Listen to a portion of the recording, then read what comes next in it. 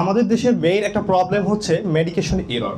So এই medication এররটার rate প্রায় হচ্ছে 8 থেকে 33%।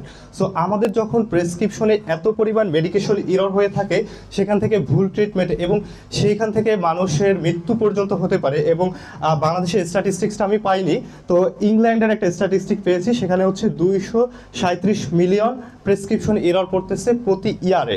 সো এইখান থেকে এই স্ট্যাটিস্টিক্সের ভেতরে দেখা যাচ্ছে প্রায় ওয়ার্ল্ড হেলথ অর্গানাইজেশনের প্রায় 50% যে এররগুলো হয় সেখান থেকে এক ফাটাল স্টেজে চলে যায় এবং কি মৃত্যু পর্যন্ত হতে পারে। সো সেখান থেকে আমাদের সলিউশনটা হচ্ছে আমাদের দেশে হসপিটাল ফার্মাসিটা এস্টাবলিশড করতে হবে, এবং সেই এস্টাবলিশড আমরা শুধু মুখে বললে হবে না, আমাদের বেশ কিছু কার্যক্রম আমরা হাতে নিতে হয়েছে। সেক্ষেত্রে আমরা টেকনোলজিক্যালি কিভাবে আগিয়ে যেতে পারি সেইটা আমাদের হাতে আছে, সেটা তো সম্পূর্ণ গভর্নমেন্টের হাতে না।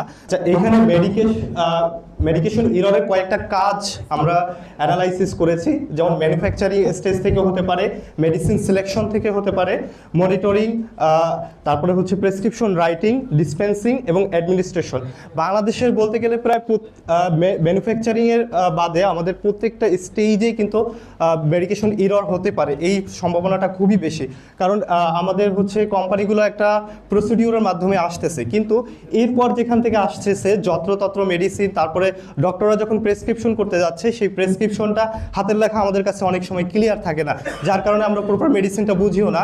আবার একজন ডাক্তারের উপরে অত্যাধিক পরিমাণে রোগীর যে চাপ থাকে, সেক্ষেত্রে সে মেন্টালি ডিপ্রেসড হতে পারে অনেক সময়, বা বিভিন্ন কারণেই সেখান থেকে প্রেসক্রিপশনে হিউম্যান এরর জনিত আরও বেশ কিছু প্রবলেম হতে পারে। সো সেখান থেকে আমাদের সলিউশন হচ্ছে একটা প্রেসক্রিপশন হবে, এবং সেই প্রেসক্রিপশনটা একজন ফার্মাসিস্টের তত্ত্বাবধানে যাবে, এবং সেই ফার্মাসিস্ট আমাদের হেলথ কেয়ার যে প্রিভিয়াসলি যে ডেটা আছে সেই ডেটাকে অ্যানালাইসিস করে আমরা পার্সোনালি কার জন্য কোন মেডিকেশনটা অ্যাপ্রোপ্রিয়েট হবে বা তাদের জন্য সেই কোনো অ্যাডভার্স রিয়াকশন আছে কিনা সেটা অ্যানালাইসিস করে আমরা একটা রিপোর্ট জেনারেট করতে পারবো।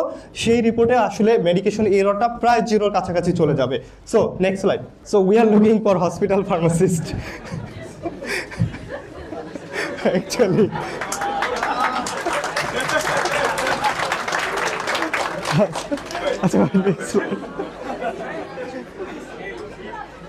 আচ্ছা, এর প্রেক্ষিতে আমরা বেশ কয়েকটা ফিচার, যেটা আমি ইতিপূর্বেই বলে ফেলেছি, প্রেসক্রিপশন অডিটিং। জাস্ট আমরা এই মুহূর্তে আমি ঘোষণা করতে যাচ্ছি যে আলফা 360 হেলথের পক্ষ থেকে আমাদের একটা ব্লাড ডোনেশন সার্ভিসটা আমরা লঞ্চ করতে যাচ্ছি।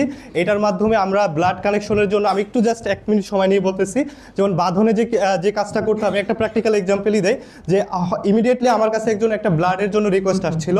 তো আমি আমাদের এক ক্লাসমেটকে আমি ফোন দিয়েছিলাম যে ব্লাড লাগবে। সে বলতেছে, ভাই আমার তো এখন সেমিস্টার পরীক্ষা, আমি এখন চলে যাচ্ছি, তো অমুকের কাছে আছে। তো অমুকরে ফোন দিলাম, সে হচ্ছে ঘুমানো, সে এখন আমাকে ইয়াটা ম্যানেজ করে দিতে পারতেছে না।